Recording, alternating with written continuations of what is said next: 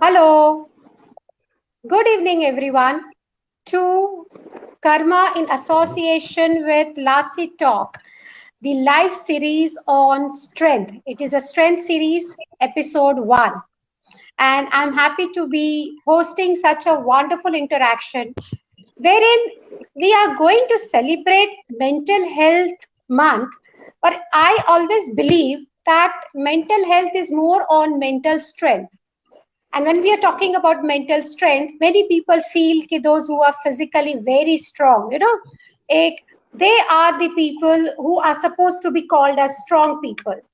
And for me, I always believe that physical strength is one aspect, but physical strength is also not possible until you are mentally strong.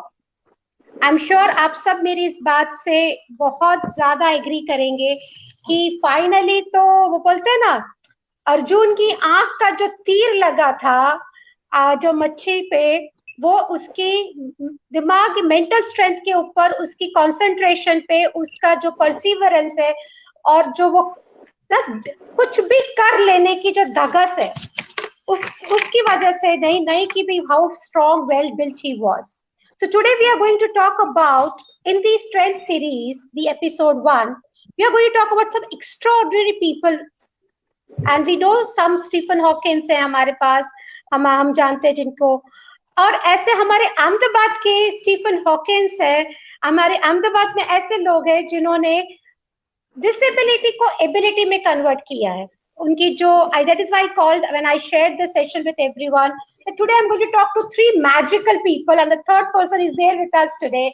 So we are going to talk about 3 magical people जिन्होंने अपनी जिंदगी में एक ऐसा मुकाम हासिल किया है जो हम कई बार अगर सपने में सोचते हैं तो भी घबरा जाते हैं कि कैसे हो सकता है. These are all extraordinary people who had ensured that never die attitude. ऐसा कभी नहीं, जिंदगी में ऐसा कुछ भी नहीं है. मुझे उनके साथ लास्ट 2 दिन में अगर कोई मुझे ये पूछे कि ये आपकी लास्ट 2 दिन में सबसे अच्छे मोमेंट कौन से रहे होंगे या कैसे लोगों के साथ आपने बात की, तो मैं हमेशा ऐसे लोगों के साथ मिलना पसंद करूंगी या बात करना पसंद करूंगी जिससे मेरा मोटिवेशन लेवल बढ़े. And I am telling you कि कल मैंने जब उनसे बात की, मनदीप से, दर्शिता जी से, तो मेरा मोटिवेशन लेवल, आप मानोगे इसके बाद जो मैंने काम किया ना, उसका मेरी प्रोडक्टिविटी मच बेटर थी then the whole days productivity. So this is where we are going to talk to 3 chosen people from a very blessed institute called अपंग मानव मंडल, जो हमारे बीच हैं और हमारे बीच रह के भी हमारे लिए जो काम कर रहे हैं वो एक एक्सेप्शनल है. इट्स आउ inspiring, it's worth knowing to know these brave, extraordinary people. I will like to introduce Darshita ji, Darshita Babubhai Shah. She is a person who has got 19 educational degrees, जिसमें से 5 तो masters degree है. जी हाँ, 5 masters degree है उनके पास. She is MCOM, Masters in Statistics, Masters in Law, Master in Computer Application, Master in Business Administration. She is a poet, she is an artist, she has got 15 different awards, including President Award, Pranab Mukherjee के हाथों से in 2013. She is Women Pride Awardee 2015, Best Social Worker Awardee 2015, Gujarat State Award 2017, IIM Ahmedabad Award, Limca Book Records, India Book Records. अगर मैं पूरा बोलती जाऊंगी तो आज का सेशन इसी में कंप्लीट हो जाएगा, तीनों की इंट्रोडक्शन में. सो इनके इंट्रोडक्शन में हम जब बात करते हैं तो इतना ही कहेंगे कि ये लोग जो हैं वो खुद की जिंदगी का तो जी है उन्होंने, और ऐसे मुकाम पे है जहां बहुत लोगों को इन्फ्लुएंस कर रहे हैं. आज वो हमारे साथ हैं इसलिए नहीं कि उन्होंने अपनी खुद की जिंदगी इंस्पायरिंग जी है, आज वो हमारे साथ इसलिए है क्योंकि उन्होंने बहुत सारे लोगों को इंस्पायर किया है. और इंस्पायर ही नहीं किया, उनको लिटरली हाथ हैंड होल्ड करके संभाला है हमारे अल्पेश भाई ने. अल्पेश चौहान जी जो है वो अपंग मानव मंडल के रेक्टर हैं. खुद ने आप कह सकते हो कि ट्राईसाइकिल पे उनका और हमारा इंटरेक्शन आज से 4 साल पहले भी हुआ था, जहां हम बात कर रहे थे उनके साथ कि how safe is our city for pedestrian. और वो बड़े आराम से एएमए में, अपंग मानव मंडल के सामने ही एएमए है, और वहां पे आए और उन्होंने कहा गीतिका जी हमारी सिटी में मैंने आज तक कभी पब्लिक ट्रांसपोर्ट यूज नहीं किया है, मैंने because I don't find my self safe in public transport and I have, मेरे पूरे 5 साल कॉलेज की लाइफ के जो मैंने ट्राईसाइकिल में गया हूँ. So that is what we are, and our city has to be understood today, has to understand today from their life. They don't wait for things to happen, they make things happen for themselves and people like them and people like us.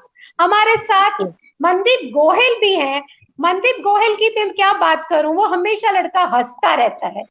वो मुझे कई बार कहता है कि गीतिका जी मैं हंसता हूँ, और अगर मुझे किसी ने प्यार से ऐसे गाल पे मार भी दिया ना तो मुझे फ्रैक्चर हो जाएगा.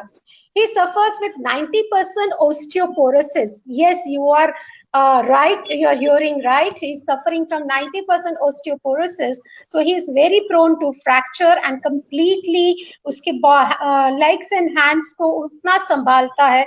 But उसके बावजूद भी अपंग मानव मंडल को वो ये, उसने मुझे ऐसा कहा कि मुझे अगर फिर से एक जिंदगी चाहिए तो मैं अपंग मानव मंडल में पैदा होना चाहूंगा. और यहाँ पे जो उनको सपोर्ट मिला है और जिसने अपनी जिंदगी जिस तरह कार्व की है, और ये जो ज्वेलरी आज जो मैं पहन रही हूँ, आज से 4 साल पहले मैंने मनदीप से एक एग्जीबिशन में खरीदी थी इन एन होटल, जहाँ पे he was there completely 2 days representing his work. So he very finely does textile designing and works with corporates for this work. So पहले मैं बात दर्शिता जी से पूछना चाहूंगी. दर्शिता जी, जो आपने और कल मेरी बात हुई कि इतनी सारी डिग्रियां, और आपने क्या ये सब घर बैठे बैठे ली? हाँ, मैंने घर पे बैठे ये सब जो पढ़ाई की है, जो मैंने डिग्री ली है, वो घर पे बैठ के मैंने किया है.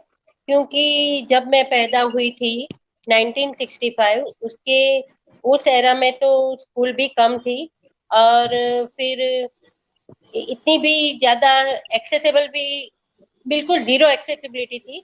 और तब से लेके जब तक मैंने पढ़ाई पूरी की तो एक्सेसिबिलिटी जीरो थी. मीन्स हमारे लिए जो हम फिजिकल डिसेबल है तो स्कूल और कॉलेज में लिफ्ट चाहिए या रैंप चाहिए या रेलिंग चाहिए, और फिर कोई सुविधा ही नहीं थी. इसलिए मैंने पढ़ाई की, लेकिन सभी पढ़ाई मैंने घर पे बैठ के की, क्योंकि स्कूल जाने का तो कोई सवाल ही पैदा नहीं होता. तो ये बात आपने बताई जरूर कि भाई हमारे, पर एक बात बताइए, आपने ये जो पढ़ाई की क्या क्या रीजन था इसके पीछे, क्यों पढ़ना चाहते थे आप? इतने सारी डिग्रीज लेने का क्या रीजन था? उसके लिए रीजन तो एक ही था कि भाई मैं जब कॉलेज गई थी तो मेरे कॉलेज में जब मैं बीकॉम कर रही थी तो मेरा जो क्लास था तो क्लास 5th फ्लोर पे था. तो मैं तो चढ़ ही नहीं सकती थी, और उस टाइम शिवसा कॉलेज में लिफ्ट नहीं थी, शायद आज भी नहीं है. तो जब मैंने देखा कि भाई लिफ्ट नहीं है तो मैंने प्रिंसिपल को बताया कि भाई मैं चढ़ नहीं सकती. तो प्रिंसिपल ने कहा कि यू हैव नो ऑप्शन, अगर आपको पढ़ाई करनी है तो यहाँ सिर्फ एग्जाम के लिए आना, घर पे बैठ के पढ़ाई कर ले. तो मैंने ऐसा किया. मैंने आगे फिर एमकॉम किया, एलएलएम किया, एमसीए किया, सब कुछ किया. तो एक ही वजह थी कि भाई मैं कॉलेज जाऊंगी तो लोग शायद देखे और रैंप बनाए या लिफ्ट करे या कुछ ऐसी सुविधा करे, लेकिन कोई सुविधा नहीं हुई और मैं पढ़ती चली गई. लेकिन मैं कभी स्कूल में और कॉलेज में अटेंड नहीं किया, सिर्फ एग्जाम के लिए जाती थी मैं. दर्शिता जी, एक जो बात आपने जो बताई वो यही है कि आपको देखने के बावजूद भी हाँ लोगों के दिमाग में ये बात नहीं आई, लेकिन आपका जो आपने तो छोड़ क्यों नहीं दिया पढ़ना? हम जैसे मेरी आदत है दर्शिता जी, जैसे मेरी आदत है, अगर मैं कई बार सोचती हूँ कि अच्छा ठीक है ना, अब ये लोग नहीं समझ रहे हैं या मैं नहीं कर सकती हूँ, मैं ये जैसे कई बार मैं एक्सरसाइज करती हूँ, मुझे लगता है कि नहीं ये स्क्वाट तो मेरे से होगा ही नहीं, ये पुशअप्स तो मेरे से होंगे ही नहीं, तो मैं तो छोड़ देती हूँ, मुझसे नहीं हो पाता. नहीं, मेरा तो नेचर ही नहीं है छोड़ने का. मैं छोड़ती कभी नहीं हूँ. जब तक कोई बात नहीं बनती तब तक मैं बात छोड़ती नहीं हूँ, चाहे पढ़ाई हो या पोएट्री हो या पेंटिंग हो, कुछ भी मैं छोड़ती ही नहीं. बीच में कुछ नहीं छोड़ने चाहिए. अगर कमिटमेंट किया है तो कमिटमेंट पूरा करना है. अगर मुझे ये करना है तो करना ही है. आज नहीं तो कल लोग मुझे देखेंगे. ये स्ट्रेंथ कहाँ से आई दर्शिता जी, ये स्ट्रेंथ कहाँ से आई? आई एम श्योर ये जब आप छोटे थे और आपने देखा कि मैं आपको फिजिकली आप हैंडीकैप्ड हो चुके हो, आप कुछ चीजें नहीं कर सकते औरों की तरह, उसके बावजूद भी ये स्ट्रेंथ आप में कहाँ से आई? Because of my family support, my parents.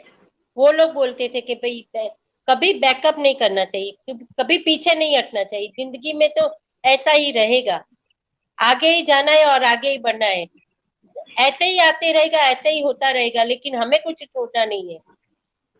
Alpesh क्योंकि भाई आपका छोड़ते क्या रहेंगे। कहना है इस, आप बिल्कुल सही। अल्पेश भाई आपका क्या कहना है इस मामले में? बिकॉज आप भी, मैं जानती हूँ आप उसी किस्म के हो कि ट्राईसाइकिल पे रोड पे जाना आपको कैसा लगता है, और उसके बावजूद भी आपने कभी ऐसा क्यों ही सोचा कि ये रोड मेरे लिए फ्रेंडली नहीं है तो मैं नहीं जाऊं वहां पे?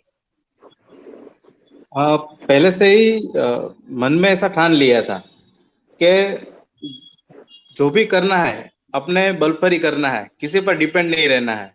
इसलिए कोई भी चीज जो करनी है वो अपने बल ही करूंगा, ऐसा मन में सोचकर मैंने ये सब किया। मैं मिडिल क्लास फैमिली से हूँ, यहाँ से अहमदाबाद से 400 किलोमीटर दूर से आया, तो मन में ये तो तय ही था कि मुझे अपना नाम करना है, और मैं जो भी करूंगा उससे दूसरे मेरे जैसे जो फ्रेंड्स है उसको भी ऐसा लगना चाहिए कि ये कर सकता है तो हम क्यों नहीं कर सकते। और धीरे धीरे अहमदाबाद में जब 1999 में मैं पहली बार अहमदाबाद में आया, तो मेरे घर से मैं पहली बार कहीं कोई जगह पर ऐसा था जहां मुझे खुद का काम खुद को करना पड़ेगा, ऐसा मेरे मेरे सामने आया। दिक्कतें बहुत आई, लेकिन मैंने वहां से तय किया था कि अब जो भी कुछ करना है और दूसरे से अलग करना है तो सारे काम मुझे खुद करने पड़ेंगे। तो जो कोई नॉर्मल लोग हैं जो उसके बारे में सोचते रहेंगे तो फिर अपने आप से कुछ नहीं होगा। तो ये विचार तब से था कि कुछ करना है तो अच्छा करना है और दूसरों से कुछ अच्छा अलग करना है। इसलिए कोई चीजें जो सामने जितना भी हर्डल्स आया उसको पार करके यहाँ तक पहुंचे हैं। अल्पेश भाई क्या हर्डल आए होंगे, क्योंकि मैं आपको एक बात समझती हूँ कि आई एम श्योर हर एक को ये फीलिंग तो आती है, जब वो मेरा वजन बढ़ गया, मैं किसी पतली लड़की को देखती हूँ तो मुझे लगता है ये तो कितनी लकी है, पतली है, इसका वेट तो नहीं बढ़ा है ना, और मेरा बढ़ बिल्कुल। गया। तो वैसा भी जैसे आपने कहा कि नॉर्मल लोगों को जब मैं देखता था ना हर एक को, तो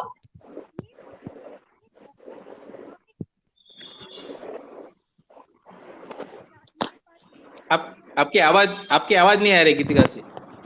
हाँ जी, अब आपको आ रही है? हाँ जी जी बिल्कुल। हेलो, हाँ जी। आ तो हाँ मैं रही ये है। कह रही आ थी, रही। ये तो बहुत स्वाभाविक है। जैसे मैंने बात कर रही हूँ कि मैं चाहती हूँ कि एकदम स्लिम एंड ट्रिम हो जाओ, मॉडल जैसा लुक हो जाए, और अगर वेट बढ़ जाता है तो उसको देख के ईर्ष्या होती है, जेलसी होती है, ऐसा लगता है कि हाँ ये तो कितनी पतली है, मैं नहीं हूँ। ऐसा आप भी, जब भी आपने जैसे अभी मेंशन किया कि नॉर्मल लोगों को देख के आपको ये कब दिमाग में, कब, मतलब मैं ये जानना चाहती हूँ कि ऐसा कौन सा पल था जब आपका दिमाग इतना स्ट्रांग हो गया कि कुछ भी हो जाए मुझे तो करना ही है? बिकॉज ये फेस जो है ना, वो अच्छे अच्छे लोगों को हिला डालता है जब वो सोचते हैं कि मेरे बस की बात नहीं है, और जब वो इस फेज में आते हैं कि ये तो मैं करके रहूंगा। वो क्या होता है जब ये दिमाग ऐसा, क्या स्क्रू फिट हो जाता है कि वो दिमाग ऐसा हो जाता है?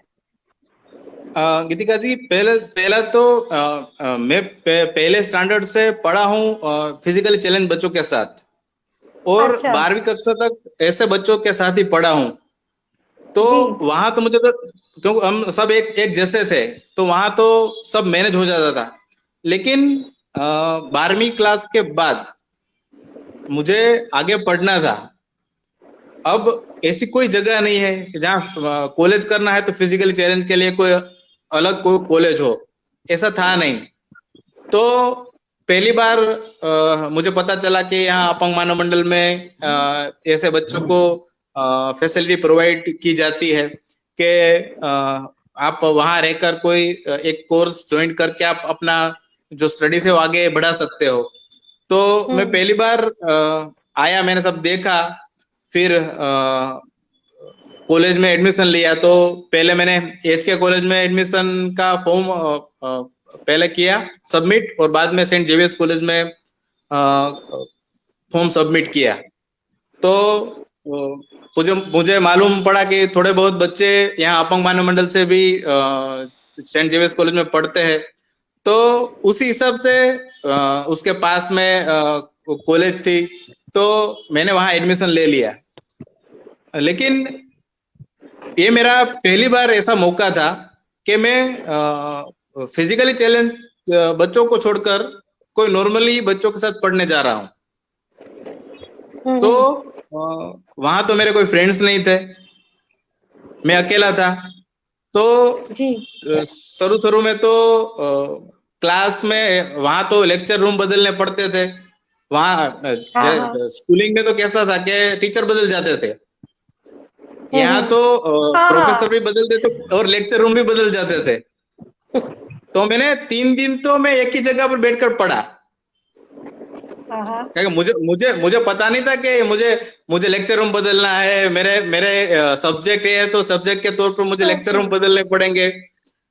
फिर एक दिन एक नॉर्मल बच्चा आया, उसने मुझे पूछा कि तो मेरा सब्जेक्ट कौन से है, तो मैंने सब्जेक्ट बताया। तो क्या तुम एक जगह पर बैठते हो, ऐसा नहीं चलेगा, हमें तो लेक्चर रूम बदलने पड़ेंगे। चलो मैं तुम्हारे बुक से वो ले लेता हूँ, तुम मेरे साथ चलो। वहां से मेरी जर्नी नॉर्मल लोगों के साथ शुरू हुई। फिर और आपको कैसा लगता है आज तो मैं आप हेलो, हाँ जी अल्पेश भाई। हाँ, फिर तो पूरा आधा साल बीत गया। धीमे धीमे जो पूरी कॉलेज में जो भी इवेंट होती थी उसमें पार्टिसिपेट किया नॉर्मल लोगों के साथ। फिर इतना कॉन्फिडेंस बढ़ गया कि जो हम मन से सोच ले तो कोई भी चीज ऐसी नहीं है कि हमारे से होगी नहीं। फिर तो वहाँ एक उत्कर्ष करके एक छोटा फिजिकल चैलेंज का ग्रुप चलता है, तो वहाँ उसके सारे प्रोग्राम होस्ट किए, एंकरिंग किया, सब प्लानिंग किया, सभी जगह। फिर 2010-11 में तो पूरे अहमदाबाद को हमारी कॉलेज में फिजिकली चैलेंज की इंस्टीट्यूट जितनी भी थी उसको बुलाकर एक कार्यक्रम होस्ट किया। उस साल से जो पहली बार शुरू किया उसका सारा जिम्मा हमने लिया था। एंकरिंग वगैरह, दूसरे किसी को कैसे गेस्ट को बुलाने हैं, सब हमने किया। तब से हमें लगा कि हमारे से ऐसी कोई चीज नहीं है जो हमारे से नहीं हो सकी। फिर हमें कुछ तय करना है मन से कि हमें करना है। बीच में जो छोड़ दिया तो आपसे नहीं होगा, लेकिन जो आपने पकड़ कर रखा तो कोई काम दुनिया में ऐसा नहीं है कि आपकी जो डिसेबिलिटी है वो आपको कहीं भी बाधा रूप बने। सही बात है दर्शिता जी, आई एम श्योर आपको भी इस बारे में कुछ कहना होगा, बिकॉज आप भी जब पढ़ाई वढ़ाई कर रहे थे और आपने भी एक बात वेरी क्लियर की कि जिस तरह आप सपोर्ट करते हैं फिजिकली चैलेंज लोगों के लिए, तो आप उसके बारे में जरा कुछ बताइए ना, बिकॉज आपकी वो जर्नी भी बहुत इंस्पायरिंग है। हाँ, तो मैं जब पढ़ाई कर रही थी, और मैंने बताया पहले कि मैं एग्जाम के लिए स्कूल और कॉलेज में जाती थी। तो जब मैं एक बार मेरी मास्टर इन लॉ की एग्जाम थी, और मेरी जो उस एग्जाम का सेंटर था तो वो ये अल्पेश भाई ने बताया ना, सेंट जेवियर्स कॉलेज ही था। तो जब मैं एग्जाम के दिन गई तो तब मैंने देखा कि मेरा नंबर तो 3rd फ्लोर पे है। Third floor. तो जब मैंने प्रिंसिपल को जाके बताया कि ये मेरा नंबर तो 3rd फ्लोर पे है और मैं ऊपर चढ़ नहीं सकती थी, तो प्रिंसिपल ने बताया कि भाई हम तो कुछ नहीं कर सकते, क्योंकि आप एक अकेले के लिए तो नीचे हम अरेंजमेंट नहीं कर सकते। मैंने बोला कि भाई मुझे तो एग्जाम देनी ही है, आप कुछ भी करो। मैं एग्जाम के 1 घंटे पहले वहां पे पहुंच गई थी, और आप कुछ भी करो, मुझे एग्जाम देनी है। तो प्रिंसिपल ने बताया कि मैं कुछ करता हूँ। तो मैं उसके कैबिन के बाहर खड़ी रही, क्योंकि मैं किसी ये जो चेयर होती है नॉर्मल उस पे नहीं बैठ सकती। तो पूरा 45 मिनट में जब खड़ी रही तब प्रिंसिपल ने बोला कि बाहर आके बोला कि बहन आप ऐसे खड़ी रहोगी। मैंने बोला हाँ मैं बाहर खड़ी हूँ सर, क्योंकि कोई ऑप्शन ही है, मैं बैठ ही नहीं सकती। मैं बेंच पे बैठ सकती हूँ एग्जाम के लिए, लेकिन और किसी चेयर पे बैठ नहीं सकती। तो फिर प्रिंसिपल को लगा कि नहीं, इसे तो एग्जाम तो देनी ही है, क्योंकि मैं अड़ग थी। मैंने बोला कि मुझे तो एग्जाम देनी है, मैं घर नहीं जाऊंगी। मेरे पापा मुझे यहाँ छोड़ के घर चले गए हैं और अब शाम को ही लेने आएंगे जब एग्जाम खत्म होगी तब। तब प्रिंसिपल ने एकदम से कार्यवाही शुरू की और उसने 10 ही मिनट में मेरे लिए एक नीचे क्लासरूम खोल के दिया और मुझे बोला कि ये पूरे क्लासरूम में आप अकेली बैठोगी, आपके कोई सुपरवाइजर यहाँ नहीं बैठेगा, आपको अकेले ही बैठना पड़ेगा। आपको एक आंसर शीट दी जाएगी, क्वेश्चन शीट दी जाएगी और पानी का एक जग दिया जाएगा, और कोई यहाँ पे नहीं आएगा। आपको प्यून दे के जाएगा क्वेश्चन पेपर और आंसर शीट, और खत्म होने के बाद लेने आएगा। तब मेरे दिमाग में एक बात आई कि सर मेरे एक क्वेश्चन है। तो प्रिंसिपल सर बोले हाँ बताओ। मैंने बोला सर मैं एग्जाम दूंगी, लेकिन आपको मुझे एश्योरेंस देना पड़ेगा कि आफ्टर द एग्जामिनेशन मेरा पेपर शीट मिस नहीं होना चाहिए। ऊपर जाके आपको मेरी पेपर ये आंसर शीट है सबके साथ अटैच करनी पड़ेगी, क्योंकि मुझे इतना डर था कि मेरा पेपर गुम ना हो जाए, क्योंकि ये आंसर शीट सब ऊपर बैठे थे, मैं अकेली नीचे थी। तो सर ने मुझे प्रॉमिस दिया कि नहीं ऐसा कुछ नहीं हुआ होगा। तो मैंने 8 दिन अकेली बैठ के पूरे क्लासरूम में अकेली बैठ के मैंने तब पेपर दिया और मैंने वो LLM कंप्लीट किया और मेरा सेकंड क्लास आया उसमें। तो इतनी दिक्कत थी फिर। हाँ, पर ये सब दिक्कतों के बावजूद भी जो मैं आप लोगों को जो इंस्पायर हो रही हूँ वो इसी चीज से हो रही हूँ कि इतनी दिक्कतों के बावजूद भी आप लोग हिले नहीं। आपने पब्लिक लाइफ को चैलेंज की तरह एक्सेप्ट किया कि पब्लिक में आप सबके साथ रहोगे और उसके बावजूद भी अपना मुकाम, अपना स्पेशल आइडेंटिटी जो कहते हैं वो रखोगे अपनी। वो जो चीज है ना कहीं आप लोगों के डीएनए में है या आपने ऐसा अपना डीएनए बना दिया है? हमने बना दिया है, हमने बना दिया है, क्योंकि दुनिया तो यही रहने वाली है। अगर हमें आगे बढ़ना है, हमारा हमारा अस्तित्व हमें बाकायदा रखना है इस दुनिया में, तो इस दुनिया में खुद जाके खुद लड़ाई करके खुद को आगे बढ़ाना है। दो ही ऑप्शन है, या घर पे बैठो या बाहर निकलो। तो हमने चूज किया है, हम बाहर निकलेंगे और अपने आप को अच्छी तरह से प्रेजेंट करेंगे और अपनी जगह बनाएंगे। जगह होती नहीं है, जगह बनानी पड़ती है। बहुत सही बोला, जगह बनानी पड़ती है। और नॉर्मल के साथ आप जैसे आज आप ये वर्ड यूज कर रहे हो, इसलिए मैं भी वो यूज कर रही हूँ कि नॉर्मल लोगों के बीच में आपने अपनी डिसेबिलिटी को एबिलिटी में कन्वर्ट करके, जैसे अल्पेश भी बोले हमने तो भाई एंकरिंग भी किया, हमने तो पूरा प्रोग्राम सब संभाल लिया, तो वो भी एक है। मनदीप की भी ऐसी ही बात है। आई एम श्योर मनदीप, आप जो कई बार कहते हो कि एक बार दिल में डर लगता है कुछ करने में, लेकिन उसके बावजूद भी आप जिस तरह बहुत ज्यादा हाईली मोटिवेटेड हो, हाईली चार्ज्ड अप हो, उसके बारे में थोड़ा बताइए। जी मैम, इसके बारे में क्या, मेरा गुरु ऐसे स्ट्रॉन्ग है मतलब जो है ना कुछ तो बताइए, आपके गुरु आपको कैसे स्ट्रॉन्ग करते हैं? क्या आप 9 मई से इधर आया था तो अपंग मानव मंडल में। हाँ हाँ, तो शुरुआत में जैसे 15 दिन खत्म हुआ, उसके बाद दिन ही मेरे को फ्रैक्चर हो गया था। तो क्या है, फिर से फ्रैक्चर वो सब हो गया, फिर मैं आ गया इधर। तो ऐसे डर बहुत लगता था, जैसे कहीं इसमें चढ़ना, कहीं भी जाना, जैसे प्रोग्राम होता है तो मैं चाहता ही नहीं था।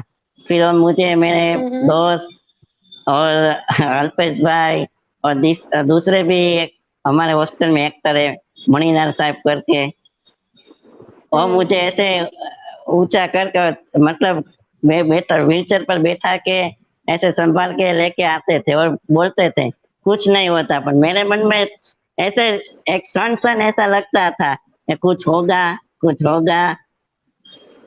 और 10वीं और 12वीं पास के मुझे बोर्ड की चिंता नहीं थी, और मुझे एग्जाम हाँ जी। जाने देने की एक चिंता थी हम्म। कि मैं कैसे जाऊंगा, बा- वहाँ कुछ होगा नहीं, हम्म। क्या क्या फिर क्या कैसे थोड़ी ताकत सी आई ये सब करने की? ये सब ऐसा। करने की ताकत कहाँ से आई मंदिर? एक तो सामने ही है अल्पेश भाई, हाँ जी। वो अल शाम पड़ती है ना तो उसके साथ दोनों के पास में जाता था कि सर मुझे हम्म। ऐसे कौन बस में कौन बैठाएगा। फिर मेरा नंबर भी ऐसा आता था 3 माल पे, दूसरे माल पे। तो वो हम्म। सब बोलते थे कि कुछ तुम चिंता मत करो, तुम एग्जाम के ध्यान दो पढ़ाई में। तो मुझे पढ़ाई में ध्यान हम्म। नहीं रहता था, मुझे बस वो रात पड़ती थी, सुबह होता था तो मुझे और डर लगता था कैसे होगा, कैसे जाऊंगा, कैसे। पर मेरे दोस्तों का और सब मंडल का बहुत सपोर्ट रहा इस बारे में।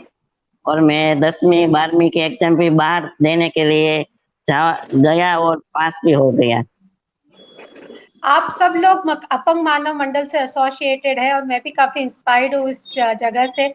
आपको पता नहीं, लेकिन मैंने बीएड के वक्त भी काफी वक्त अपंग मानव मंडल में स्पेंड किया है। आप सब लोगों के साथ एक थीसिस भी पूरी लिखी है।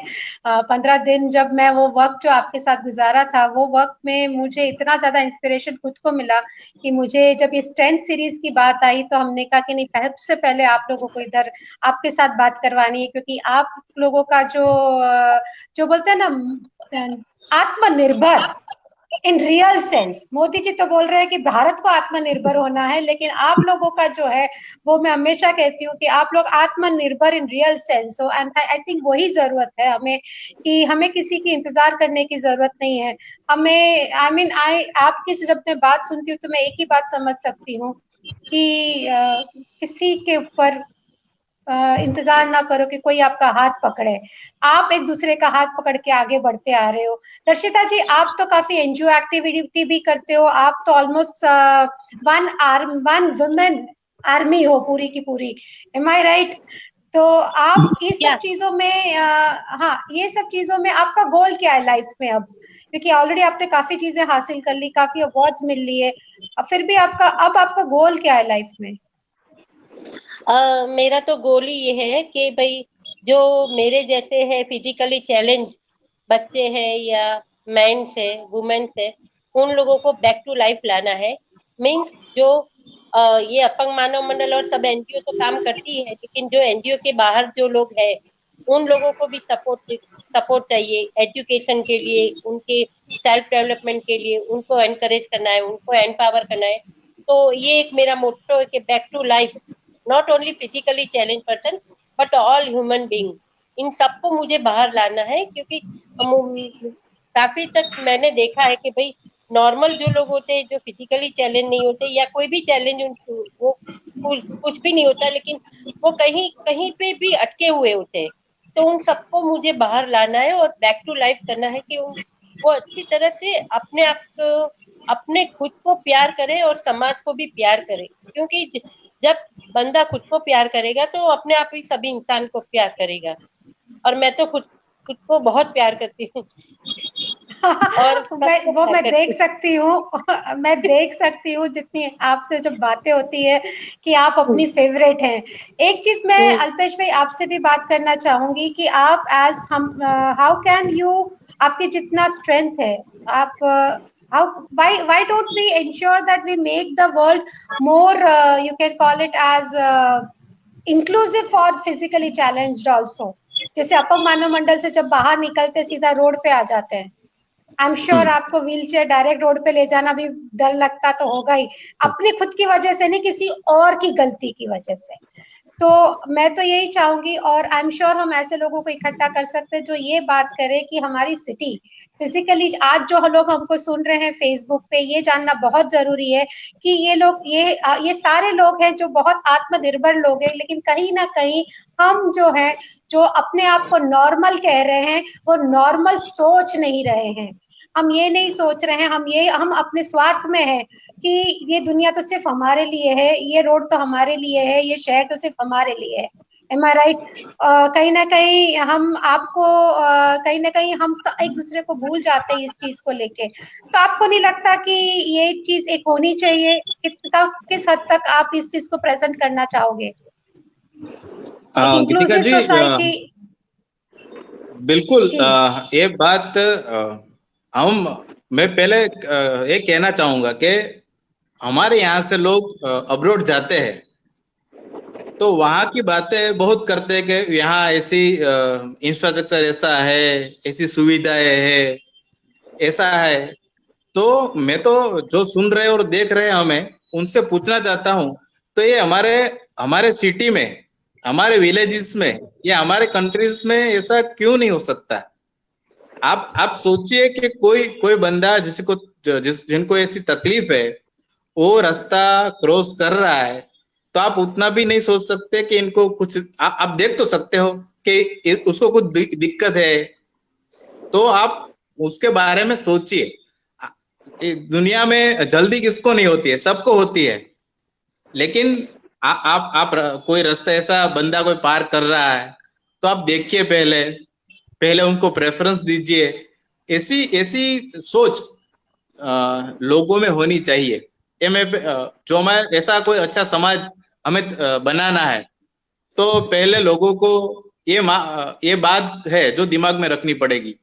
फिर वो ऊपर के लेवल पे आएगी जो हमारा सिटी प्लानिंग करते हैं, ऐसी कोई चीजें बनाते हैं, उनमें ज्यादातर बातें होती है लेकिन वो ग्रास रूट लेवल पर ये बातें कहीं भी ध्यान नहीं रखी गई। मैं आपको ऐसे कितने एग्जाम्पल सिटी के जो प्लानिंग बने हैं उनमें आपको दिखा सकता हूँ। वहां ऐसी कोई चीजें या उसके ऐसे कोई रूल्स फॉलो नहीं होते जिनसे ऐसी जो तकलीफें है, डिसेबिलिटीज है, तो उनके लिए कोई ऐसा प्रावधान रखा गया हो या ऐसी फैसिलिटीज की गई हो या ऐसा कोई इंफ्रास्ट्रक्चर क्रिएट किया हुआ हो, ऐसी कोई जगह भी नहीं छोड़ी है। तो हम कैंपेन करते हैं एक्सेसिबल इंडिया वगैरह, लेकिन क्या ग्रास रूट लेवल पर उनका इम्प्लीमेंट हुआ है? ये देखने की जिम्मेदारी भी गवर्नमेंट की जरूर बनती है, पहले लोगों की। मैं एक बात बताना चाहती हूँ। हाँ जी दर्शिता जी। सॉरी हाँ जी दर्शिता जी बताइए। बताना चाहती हूँ। नहीं नहीं नहीं। हाँ, मैं अल्पेश भाई की बात से पूरी तरह से सहमत हूँ कि भाई जो ये एक्सेसिबल इंडिया के बारे में बता रहे हैं, तो अभी जो BRTS है, तो मैंने BRTS का एक NID के साथ काम किया था। उन लोगों का प्रोजेक्ट था कि भाई ये कितना एक्सेसिबल है। मैडम बिल्कुल एक्सेसिबल नहीं है। अभी जो हमारा मेट्रो का प्रोजेक्ट है उनकी मीटिंग में मुझे बुलाया गया था, तो मैं भी गई थी। तो मैंने उनको बताया कि भाई उसका जो ये जो उसका प्लेटफॉर्म बोलते हैं वो कहाँ पे होगा, तो वो बोले थे वो नीचे था और ये बीच में होगा, सड़क के बीच में। तो ये एक्सेसिबल नहीं है मैम। और अल्पेश भाई की तरह मैं भी बताना चाहती हूँ कि मैं कभी बस में नहीं बैठी, कभी मैं ट्रेन में नहीं बैठी। मैं जाती हूँ तो खुद की कार में जाती हूँ या फिर एरोप्लेन में जाती हूँ। मैं ये बस और ये पब्लिक ट्रांसपोर्ट में यूज नहीं कर सकती हूँ, बिकॉज ऑफ ये टोटली इनएक्सेसिबल है मैम। क्योंकि हम लोग व्हीलचेयर यूज करते हैं, तो कहाँ से हम लोग ये कर सकेंगे?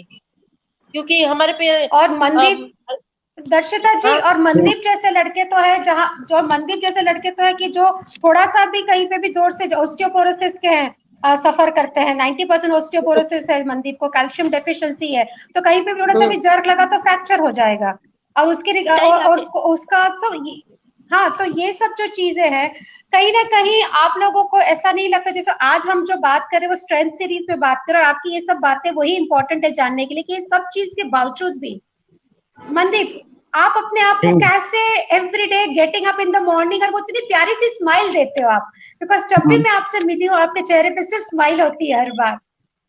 तो मतलब ऐसा कौन सा मोटिवेशनल कोट है, ऐसा कोटेशन आप किसी को बोल दे पाओ कि ऐसा क्या है जो आप इतने डर में रहने के बावजूद भी, आज कोरोना के डर से हम घर से बाहर नहीं निकलते, आप तो ये कोरोना कुछ नहीं है आपके सामने, तो आप उसके बावजूद भी इतनी स्माइल के साथ सुबह खड़ा होना, और साथ में अपनी जिंदगी का एक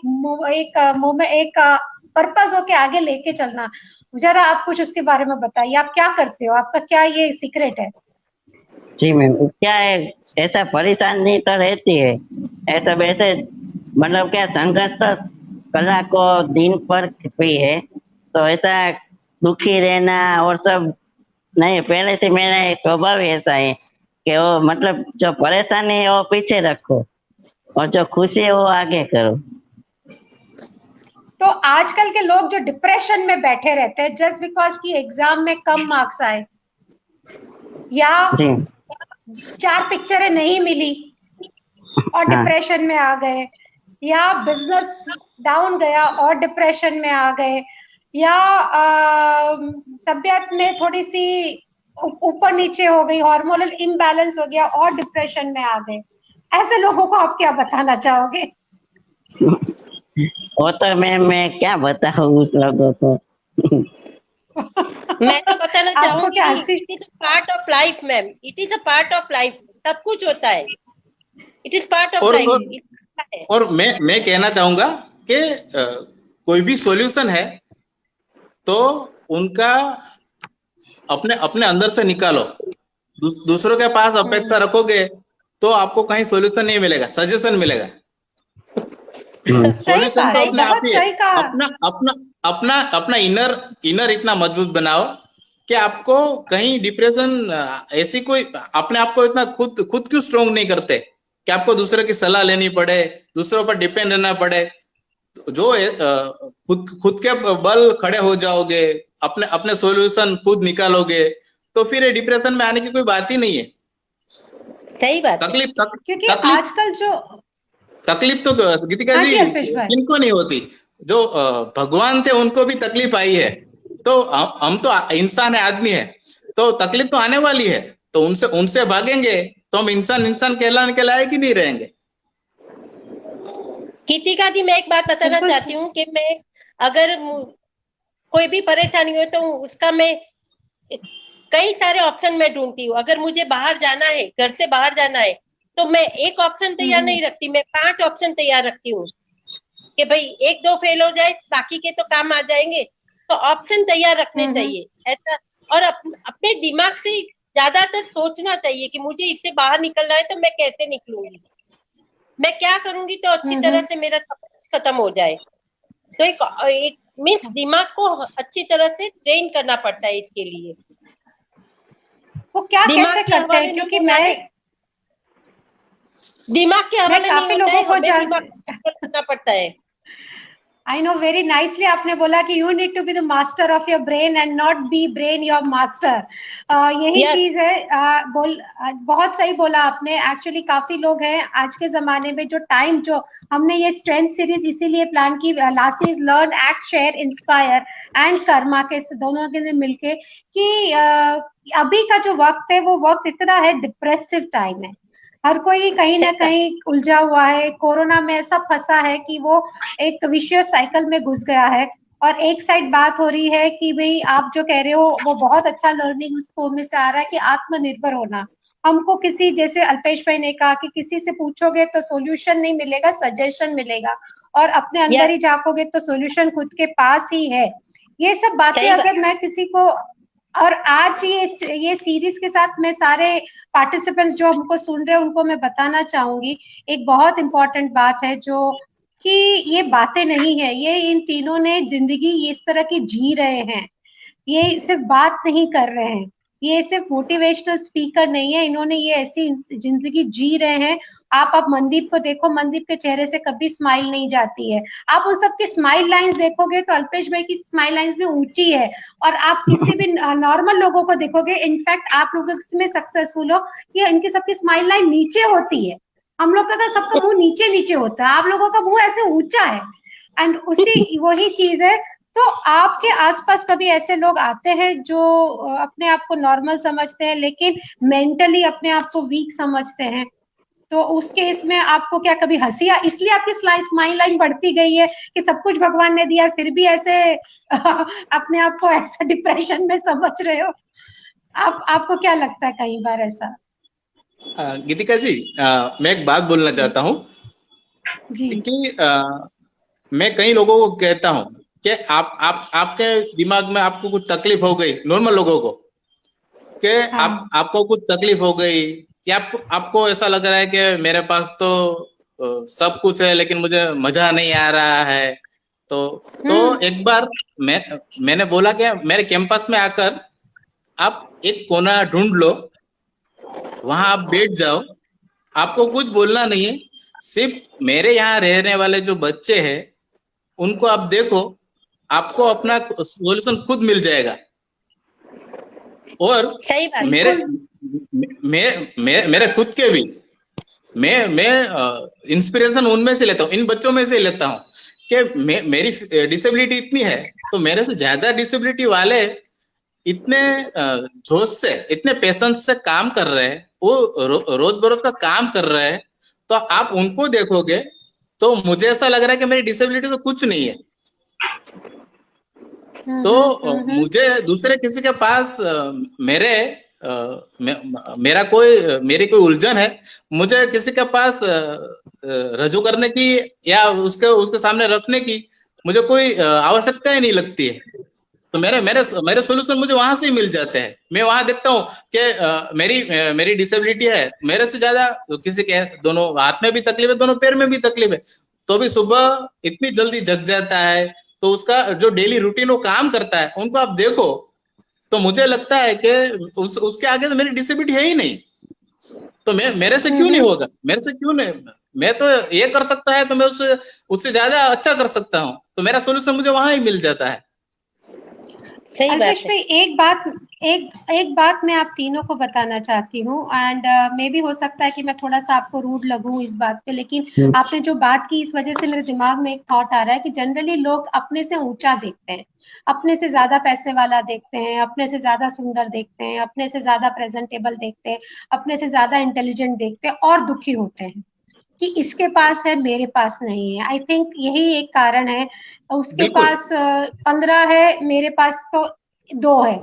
और जो अल्पेश भाई ने बोला, अल्पेश भाई ये किस हद तक प्रैक्टिकल है, क्योंकि ये अगर मैं किसी 4 नॉर्मल लोग, अब आप वर्ड नॉर्मल यूज कर रहे हो इसलिए मैं भी यही वर्ड यूज कर रही हूँ कि 4 नॉर्मल लोगों के साथ अगर मैं बोलूं और बैठूं और मैं उनको बोलूं कि तू तेरे से नीचे वाले को देखना, उसके पास देखो झूपड़ी में रहता है, तो तेरे पास तो घर है और घर के साथ इतना बड़ा गार्डन है, इतना सब कुछ है, वो बोलेगा गीतिका ये प्रैक्टिकल नहीं है सोचना कि मैं अपने से नीचे वालों को देखूं।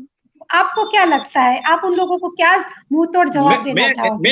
मैं एग्जांपल देना चाहता हूं कि कोई एक स्टेयरकेस है, उसमें 10 स्टेयरकेस है, तो 10वीं पायदान से गिरेगा और 5वीं पायदान से गिरेगा, ज्यादा चोट किसको लगेगी? आप बताइए मुझे। हाँ बस, तो उसके बताओ कि जितना ऊपर से गिरोगे, जितना ऊंचा सोचोगे तो तुम नीचे तो आ नहीं सकोगे, तो ऊपर से नीचे आने का जितना आपको नुकसान है, उतना छोटे वाले सोचने से नुकसान इतना आपके अपनी पर्सनल लाइफ में या उसको बिल्कुल नॉमिनल होगा। बिल्कुल आपने सही बोला कि ये जानना बहुत जरूरी है कि फायदा किसमें है।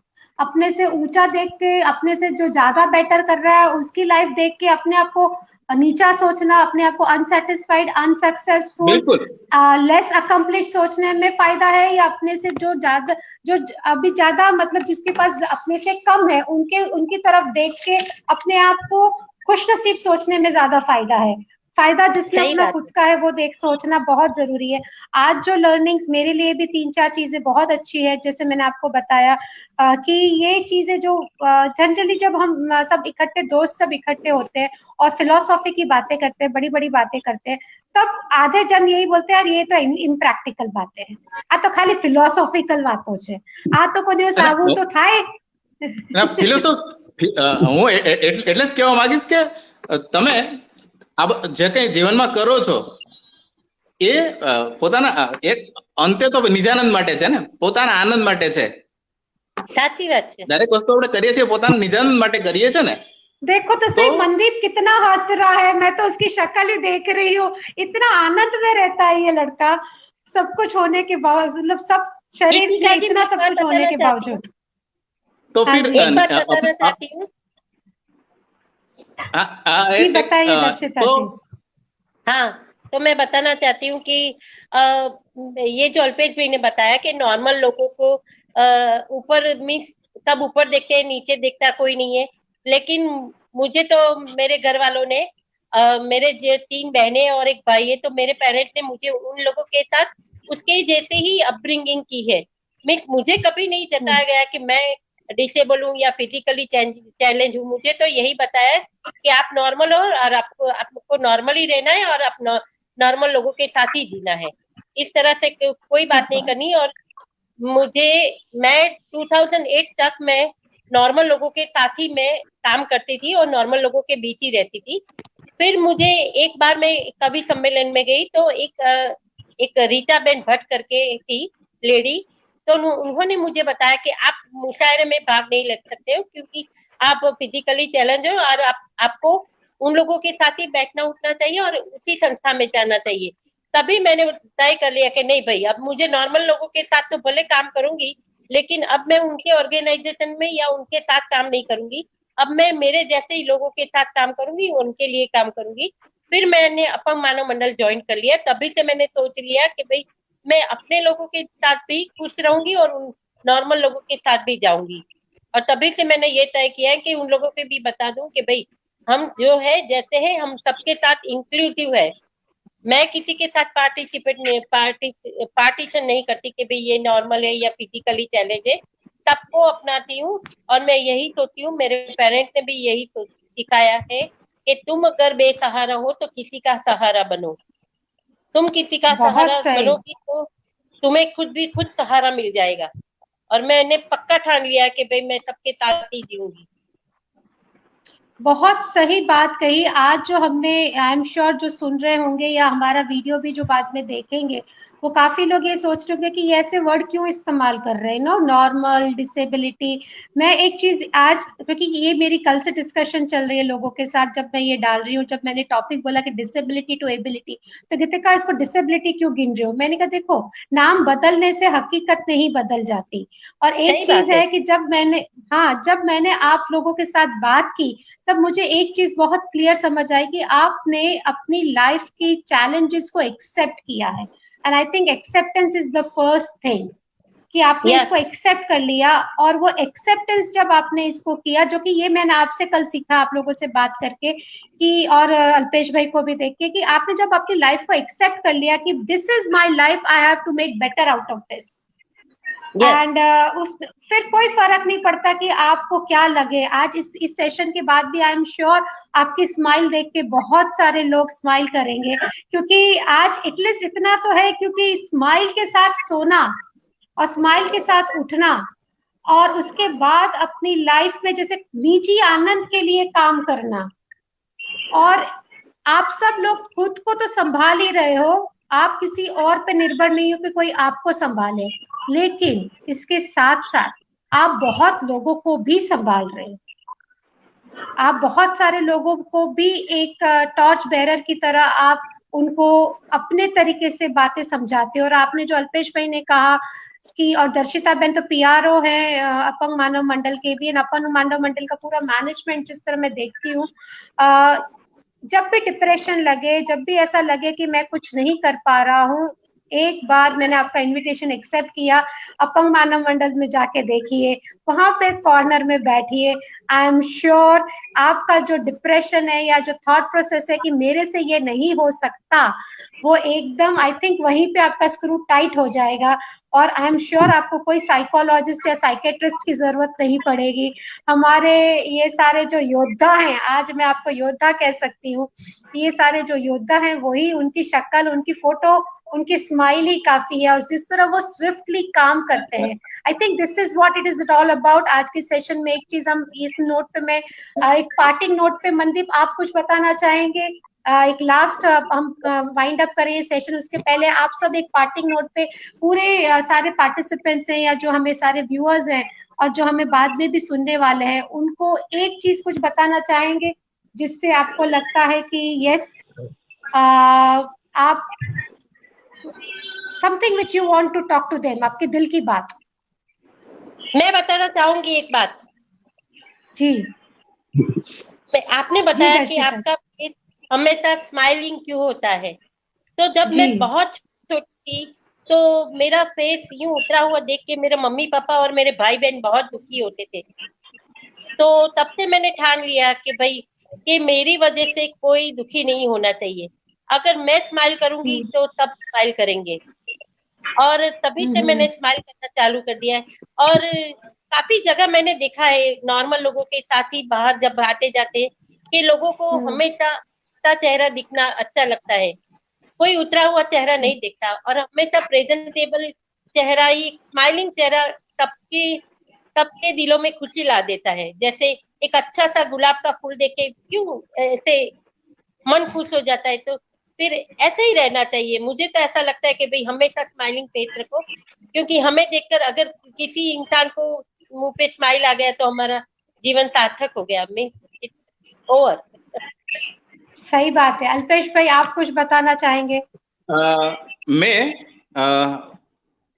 इतना कहूंगा, नो स्ट्रगल नो सक्सेस।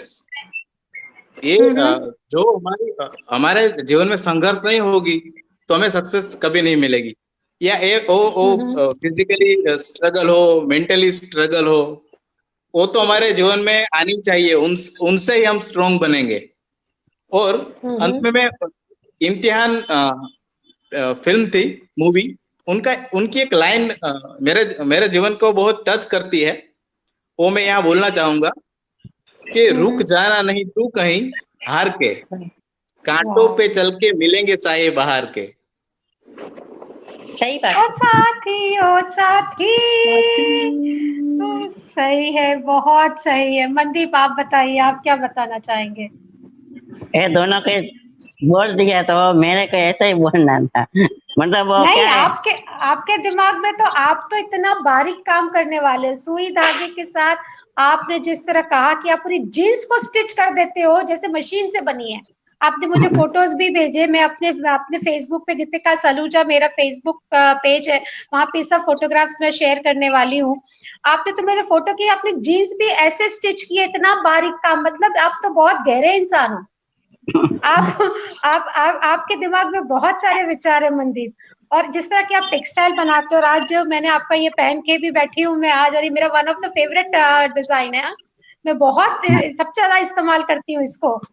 तो आप बताइए कि कुछ चीज जो क्योंकि आज जितनी स्माइल मेरे चेहरे पे है व्हाइल होस्टिंग द शो, मैंने इतने सारे होस्ट किए हैं शो, इतनी स्माइल मैंने आज तक कभी नहीं रही मेरी। पहली बार ऐसे है जो मैं कंटिन्यूस स्माइल कर रही हूँ।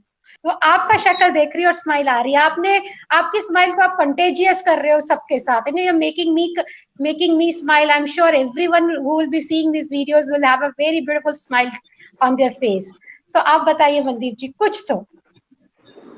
कुछ भी हो, रुकना नहीं चाहिए। क्या है कि फिल्म था वो बाहुबली, उसमें एक डायलॉग था कटप्पा का कि रुके नहीं, और मैं डायलॉग बारंबार बोलता हूँ कि कुछ भी परेशानी हो मेरे जीवन में और सॉल्व हो जाए ना, और दूसरे की भी हो, तो ऐसा बोलता हूँ कि रुके नहीं, अभी रुकना नहीं चाहिए।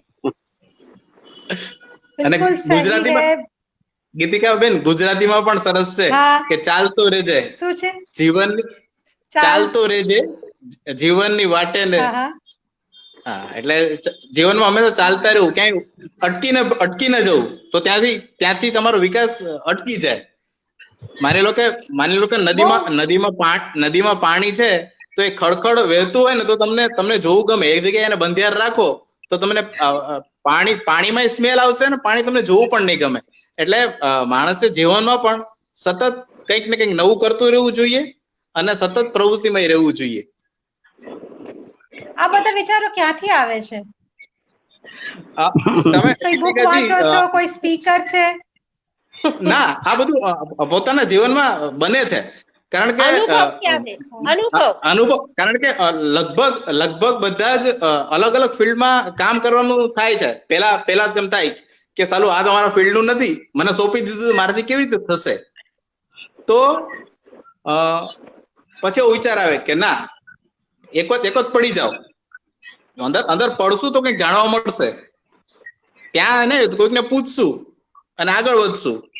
એટલે એવું કહેવાય છે પૂછતા નર પંડિત થાય, પૂછતા પૂછતા આગળ હોઈએ, વધી જઈએ અને એમાંય મહારત હાંસલ કરી લઈએ. શું વાત છે. मुझे बहुत अच्छा लगा सुन के, क्योंकि कई हद तक मुझे भी ऐसा लगता है कि मैं हाँ जी दर्शिता जी, इरशाद इरशाद। खामोशी की अपनी अलग पहचान होती है, खामोशी की अपनी अलग पहचान होती है, कई बार उसका शोर पीड़ाओं में गूंजता है। हम लोग जो काम करते हैं वो साइलेंस स्पीक्स करते हैं। So true, silence speaks. Actually आप बड़ी खामोशी से काम करते हो, लेकिन आई एम श्योर आप इस तरह जब बाहर आओगे और आप सबसे बातें करोगे तो एक जरूरी है, अपंग मानव मंडल में तो बहुत लोग आते हैं, लेकिन ये आप एक मोटिवेशन की तरह, आप प्लीज, मेरा एक रिक्वेस्ट है आप लोगों से कि एक ये सीरीज आप मोटिवेशन सीरीज जरूर स्टार्ट कीजिए। एक एक जन के बारे में जानना इतना जरूरी है, क्योंकि ये बातें जो है ना, जो आप जो बात कर रहे हैं वो प्रैक्टिकल विजडम है, जिसको लोग फिलोसॉफी समझते हैं, और आप ये जिंदगी जी रहे हो। So hats off to you. And आज हम I am just trying to wind this entire show of strength series first by one simple word, never say die attitude, जो आपने आज इन तीनों के साथ देखा है। और जब मैं कहती हूँ कि मेक योर स्माइल कंटेजियस, आज मैंने वो स्माइल को कंटेजियस होते हुए अनुभव किया है। और वही चीज है, they have chosen challenges and they have insured that they are the master of their brain rather than brain being their master. They are the master of their mind. And I think वही एक success की है कि आपके हाथ में आपका दिमाग कैसे चले, वो आपके हाथ में है। फिर I am sure physical disability तो कई बार ऐसा होता है ना कि एक वरदान रूप भी हो जाती है, कि कई बार ऐसा भी होता है कि कुछ चीज हमें नहीं मिलती है तो हम दूसरी चीजों के ट्राई करते हैं कि उसके बारे में जाने, और हमारा जो लाइफ का जो पर्पस है उसमें कहीं ना कहीं हम उसको पर्पस को ढूंढ के, जो आज आप सब ने बात की है कि खुद के आनंद के लिए जिए। बहुत सिंपल बातें हैं, आज जो हमारी बातें हैं बड़ी सिंपल बातें हैं। बड़े बड़े वीडियोस देखने के बावजूद भी सिंपल भाषा में जो बात बताई, वो 3 चीज, आत्मनिर्भर, आत्मा आनंद और आत्मा यू कैन से स्ट्रेंथ, ये तीनों आत्मा है जो आज हमारे साथ है, और उन्होंने हमें ये चीज in the end as a summary देके जा रहे हैं। Thank you so much for joining and I am so inspired in fact. Thanks for give this opportunity. नहीं अल्पेश भाई, हमें तो ये सिटी को इंक्लूसिव सिटी बना के छोड़ना है। हम लोग आगे, आई एम श्योर आप लोगों के पास पूरा आइडिया होगा, बिकॉज अपंग मानव मंडल इस फील्ड में बहुत आगे है। मैं तो एक ही चीज कहना चाहूंगी अपंग मानव मंडल को, कि जब तक शहर आप सब लोगों के लिए नहीं हो जाता, ये आप एक ठान लो, आप लोग मेंटली इतने स्ट्रांग हो कि आप ये चीज ठान सकते हो कि कोई भी चीज इंफ्रास्ट्रक्चर दर्शिता बहन बनने ना दो जब तक कि आपके लिए ये फैसिलिटी ना हो, जब तक के लिए सीनियर सिटीजन के लिए फैसिलिटी ना हो, जब तक के लिए विजुअली चैलेंज के लिए फैसिलिटी ना हो, जब तक एक छोटा बच्चा रोड पे जाए और वो अपने आप को कॉन्फिडेंट महसूस ना करे। Pregnant woman is also in this category. So हर एक जन, सो आई थिंक अगर आप ये चीज ठान लोगे तो आप बल वाले नॉर्मल लोगों को हिला के ये चीज कर सकते हो। आप उसको एक्सेप्ट नहीं करो कि दुनिया तो ऐसे ही रहने वाली है और हमें अपने आप को बदलना है।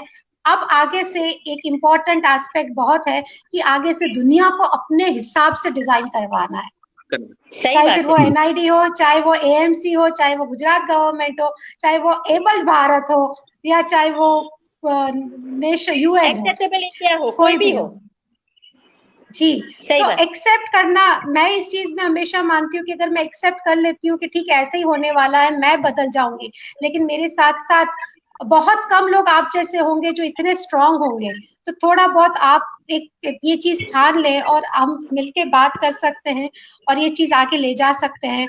एंड आई एम श्योर आप लोगों ने तो कई जगह पे ले गए होंगे, लेकिन धरना डाल दो कि जब तक मेरा शहर इंक्लूसिव शहर नहीं हो जाता तब तक हम लोग है ना, मतलब उसको छोड़ेंगे नहीं। आई थिंक वो मेंटल स्ट्रेंथ आज इस सेशन के बाद आगे लेके जा रहे हैं।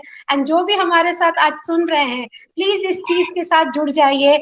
आज अल्पेश जी का जो डिटर्मिनेशन है, दर्शिता जी का जो डिटर्मिनेशन है, मनदीप का जो डर है, वो सारा एक स्ट्रॉन्ग बिल्डअप होके एक मेंटली स्ट्रॉन्ग सोसाइटी के साथ फिजिकली चैलेंज लोगों के लिए एक ऐसी सोसाइटी, इंक्लूसिव सोसाइटी डिजाइन होनी चाहिए। और हम प्लीज आज मेरा निवेदन है, मेरी अर्नेस्ट रिक्वेस्ट है, मैं बीच में इस काम पे स्टार्ट किया था, फिर छोड़ दिया, आई एम सो सॉरी अल्पेश भाई, लेकिन इस चीज को लेके अब आगे बढ़ना है आज के डिस्कशन के साथ। एंड आप लोग भी एक रास्ता बताइए कि ये चीज कैसे पॉसिबल है। Thank you so much. Thank you, Karma. Thank you, Apang Manav Mandal. Thank you, Interact Club of Rotary. Thank you, Asmita Club of Rotary. Thank you, Boho Homes. Thank you, We Empower, to be associated with this session of ours.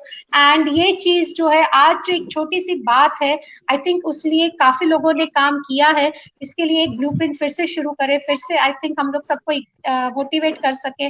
और इस session के बाद अगर 6 महीने में ऐसी भी कुछ चीज हो जहाँ पे जाने में संकोच ना हो और हम सब इकट्ठे एक साथ में खड़े रह के एंजॉय कर सके अपना शहर, ऐसा अपना शहर बनाए। Thank you so much. Thank you everyone for joining. Thank you very much. Thank you. And thank you. Can we